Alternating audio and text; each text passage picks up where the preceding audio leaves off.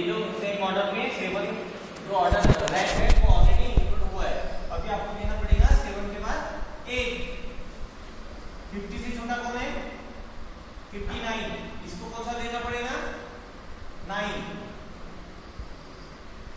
इसको देना पड़ेगा 9। 49 से छोटा कौन है? 32। इसको कौन सा देना पड़ेगा?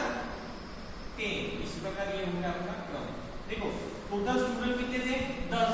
तो आपको रैंक भी कितना लगना चाहिए? 10। अभी क्लास में आपके 10 बच्चे, तो सभी 10 बच्चों का आपको क्रम देना पड़ेगा। 10 ही नंबर आएंगे ना, 11 तो नंबर नहीं आएंगे। तो जब तुमच्या क्लास मध्ये 10 विद्यार्थी आहे तर क्रम सुद्धा किती द्या तुम्ही? पहिला नंबर, याचा पहिला नंबर आला, याचा दुसरा नंबर आला, याचा तिसरा नंबर आला, तो अपन 10 ही नंबर देंगे ना। इससे आपका क्रम भी बराबर 10 का लगाएंगे। वो देखना यहाँ पे आपको देखना पड़ेगा। ठीक है, अब ये R2 सेम जैसे ये लगाए जैसे आपको R2 लगाए। ठीक है, R2 देखिए इसमें सबसे बड़ी वैल्यू कौन सी होगी? 68। इसको देना पड़ेगा 1। 68 से छोटा कौन है? 65। इसको देना पड़ेगा 2। 65 से छोटा कौन है? देखिए 65 से छोटा देखिए 59 और 59। फिर से देखिए अभी दूसरे क्रम के बाद थर्ड क्रम पे 59 और 59 रिपीट है थर्ड क्रम पे। इसे क्या करना पड़ेगा? थर्ड। उसके बाद कौन सा क्रम आएगा? 4 divided by 2। 3 + 4 7 divided by 2। Answer कितना आएगा? 3.5। इसको देना पड़ेगा सेम पर आएगा, तो इसको भी देना पड़ेगा आपको 3.5 और ये 59 को भी देना पड़ेगा आपको 3.5। 59 से छोटा कौन है?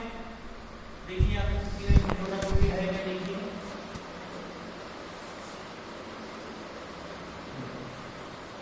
44। इसको कितना देना पड़ेगा? 4 क्रम देना पड़ेगा क्या? नहीं, ऑलरेडी ये समान क्रम में इंक्लूड हो गया है। इसको देना पड़ेगा आपको 5। उसके बाद 44 से छोटा कौन है? 42। इसको कितना देना पड़ेगा? 6। 42 से छोटा कौन है? देखिए 32। इसको देना पड़ेगा 7। 32 से छोटा कौन है? 30। इसको देना पड़ेगा 8। 30 से छोटा कौन है? 26। इसको देना पड़ेगा आपको 9। 26 से छोटा कौन है? 20। इसको देना पड़ेगा आपको 10। इस प्रकार आपका ये लग गया R1 और ये ऑर्डर लग गया R1 का, ये ऑर्डर लग गया R2। अभी आपको यहाँ पे निकालना है D। अब ये D मींस डेविएशन। ये डेविएशन कैसे निकाला जाता है? R1 में से आपको R2 माइनस करना है, तब मिलेगा आपको D। R1 में से आपको R2 निकालेंगे तो मिलेगा आपको D। ठीक है, ये 10 में से 8 गए, कितना आएगा? +2। 3 में से 3.5 गए, -0.5। 2 में से 5 गए, -3। 1 में से 2 गए, -1। 6.5 में से 6 गए, +0.5। 9 में से 9 गए, 0। 6.5 में से 7 गए, -0.5। 5 में से 1 गए, +4। 4 में से 3.5 गए, +0.5 और 8 में से 3 गए, -2। इस प्रकार ये निकला आपका D। इसके बाद आपको यहाँ पे निकालना है इसका D का D स्क्वायर। D स्क्वायर निकालना है। D स्क्वायर कैसे निकाला जाता है वो देखिए। अभी आपको एक ट्रिक्स बता देता है, ये कोई भी नहीं बताएगा। ये ट्रिक्स कैसी है?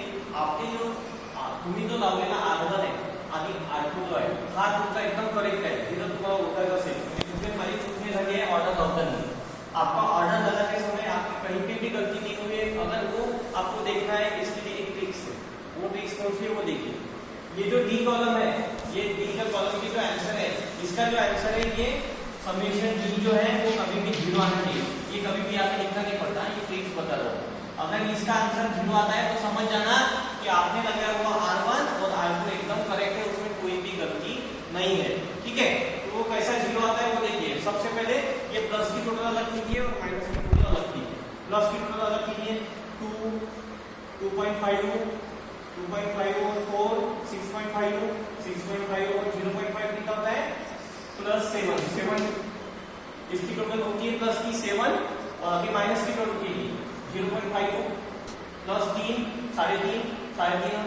4.5 और 0.5 कितना होता है 5, 5 और 2 कितना होता है ये -2 7, माइनस की टोटल की कितनी आती है 7, इसका करना पड़ता है माइनस 7 में से 7 गए कितना आया आंसर 0 आया बराबर यहाँ पे 0। तो समझ जाना आपने लगाया हुआ यहाँ पे जो ऑर्डर है वो एकदम करेक्ट है, उसमें कोई भी गलती नहीं है, फिर से आपको वो R1 R2 चेक करने की जरूरत नहीं है, समझे।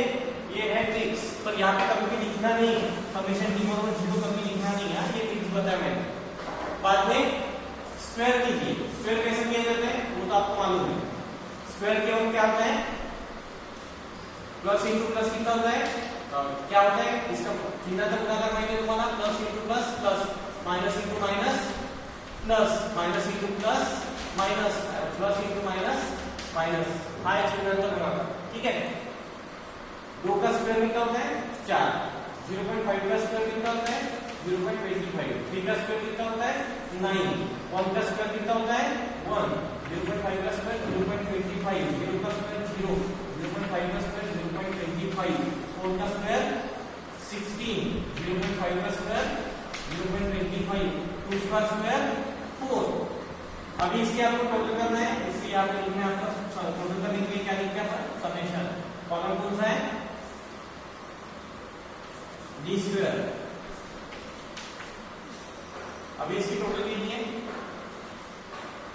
कितनी होती है, इसकी टोटल आएगी 35, इसका एडिशन करना है आपको 4 plus 0.25 plus 9 plus 1 0.25 plus 0.25 plus 16 plus 0.25 plus 4, answer आएगा summation d square is equal to 35। इस प्रकार ये हुआ आपका टेबल सॉल्व। अभी देखेंगे फॉर्मूला डाल के इसका आंसर कितना आता है वो। सबसे पहले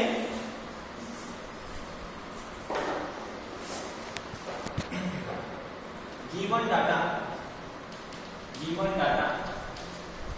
दिलेली माहिती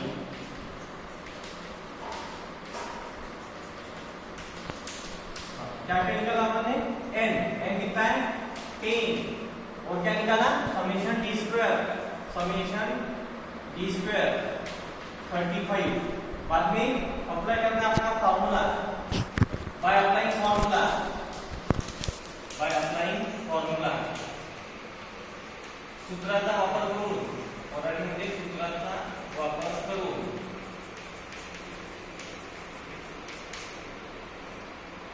rho is equal to 1 minus 6 summation d square n square minus 1, putting the value in the formula, put the value in the formula, put the value in the formula।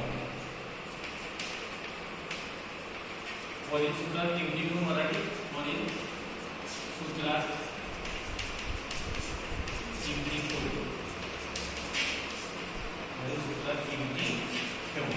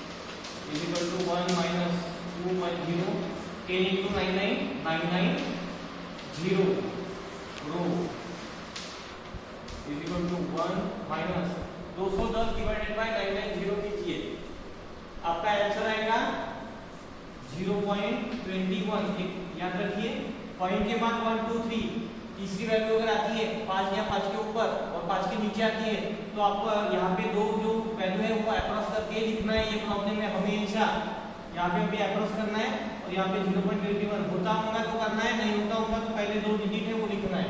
Answer आता है 0.21। बाद में वो एक में से 0.21 गए, आंसर आएगा 0.79। ये हो गया आपका रैंक का आंसर, रैंक पोजीशन का आंसर, ठीक है 0.79। अब याद रखिए ये हो गया। यहाँ तक अगर आप प्रॉब्लम सॉल्व करते हैं तो आपको 8 मार्क्स मिलेंगे, ठीक है। टेबल निकालेंगे और ये फॉर्मूला में पूरी वैल्यू डाल के यहाँ तक आंसर निकालेंगे तो 8 मार्क्स आपको मिलेंगे, ठीक है। और 2 मार्क्स आपका इंटरप्रिटेशन पे। तो इंटरप्रिटेशन का मैंने आपका ये टेबल पीडीएफ फाइल भेजा है, उसमें पूरे प्रॉब्लम के इंटरप्रिटेशन लिखे हैं, ठीक है। सबसे पहले रैंक में एक टेबल है, उसके बीच में 0 से लेकर 2 के बीच में जो 0 से 0.20 आया तो इसको ये कहा जाएगा, 0.20 से 40 आएगा तो इसको ये कहा जाएगा, 0.40 से 60 आया इसको ये कहा जाएगा, 1 आएगा तो इसको ये कहा जाएगा। ऐसा टेबल वो इंटरप्रिटेशन में दिया है, वो आप पढ़ लीजिए, ठीक है, वो देख लीजिए, उसी के हिसाब से आपको इंटरप्रिटेशन लिखना है। और जो पीडीएफ फाइल मैंने भेजी है वो अच्छे तरीके से इंटरप्रिटेशन कैसा लिखा है वो एक बार देख लीजिए। इंग्लिश वालों ने इंग्लिश में देखिए, हिंदी वालों ने हिंदी में देखिए और मराठी वालों ने मराठी में देखिए। उसमें तीनों मीडियम का मैंने इंटरप्रिटेशन टेबल में तीनों मीडियम का दिया है। 21 पेजेस की फाइल है, वो फाइल में इंटरप्रिटेशन सभी सबसे पहले पेज पे वो रैंक पोजीशन का टेबल है, वो एक बार देखिए, उसके बाद इंटरप्रिटेशन 2 मार्क्स का लिखिए, ठीक है। तो ये आज पढ़े अपन रैंक पोजीशन चैप्टर।